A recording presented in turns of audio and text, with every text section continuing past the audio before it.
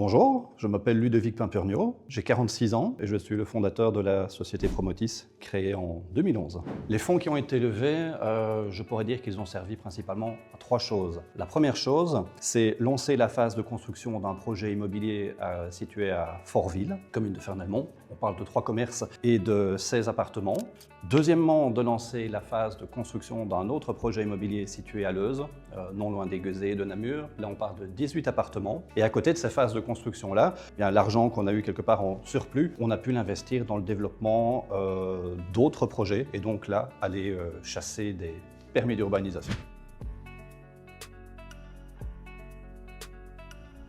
Clairement, et en 3 mots, réaliser un effet de levier. Effet de levier qui concrètement, en tout cas dans notre métier, veut dire être capable d'amener plus de fonds propres auprès de l'institution bancaire, donc la banque, qui va nous permettre de signer un crédit principal sur l'opération. Et dans mon cas ici, ce qui était vraiment bien, c'est qu'au lieu de lancer un seul de mes projets, j'ai pu en lancer 2 en parallèle, ce qui était une première pour ma société.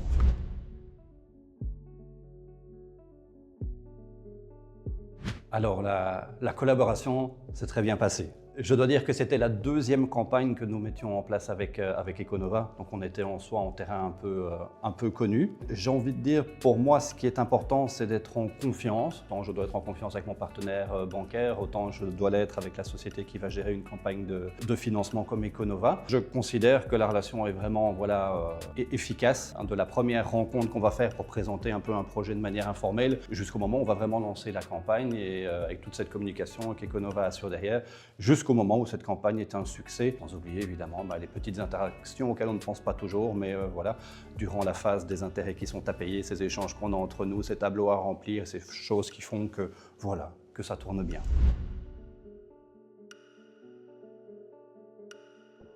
Alors au niveau des impacts, l'impact pour Promotis, c'est quoi? C'est un impact qui est très positif et comme je le disais, ça a été d'avoir cette chance de pouvoir lancer 2 projets en parallèle plutôt que de devoir attendre d'avoir fini le premier pour commencer le second.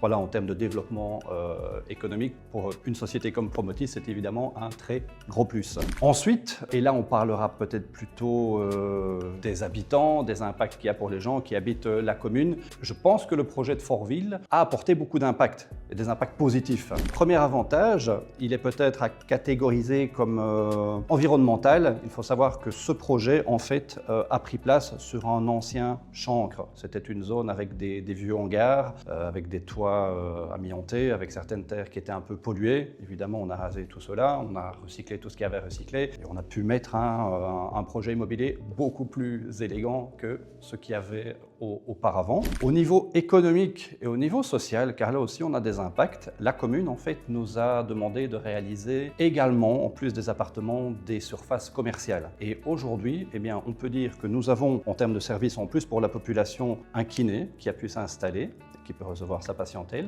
Nous avons la société Batopin également qui a installé 3 distributeurs et ces fameux distributeurs sont très importants pour les communes car on voit que les banques de plus en plus ferment les agences locales et là voilà, on a pour toutes les personnes possibilité de faire des virements, déposer de l'argent, retirer de l'argent, donc c'est un vrai service à la population.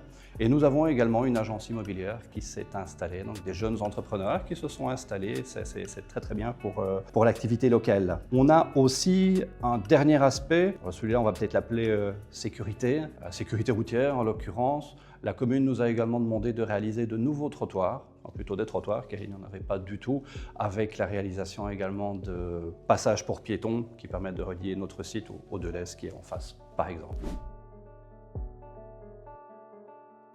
Alors le premier message est assez simple et évident, c'est tout simplement merci. Merci pour la confiance. Merci d'avoir fait le choix d'investir dans ce que j'appelle l'économie réelle. C'est-à-dire l'économie qu'on peut voir, l'économie qu'on peut toucher, l'économie qui est locale avec tous ces entrepreneurs qu'il y a autour de nous.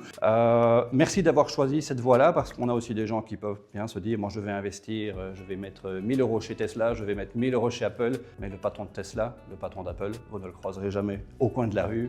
Et donc là, pour moi, c'est vraiment quelque chose de marquant, d'impactant. Et enfin, mon dernier message, ça pourrait être tout simplement à bientôt, car nous avons bien travaillé en termes de recherche de permis. On a une 70aine de logements qui vont être lancés l'année prochaine. Et voilà, et notre souhait, ce sera de refaire appel à Econova, en tout cas pour pouvoir lancer une nouvelle campagne de fonds. Donc on aura l'occasion d'en reparler.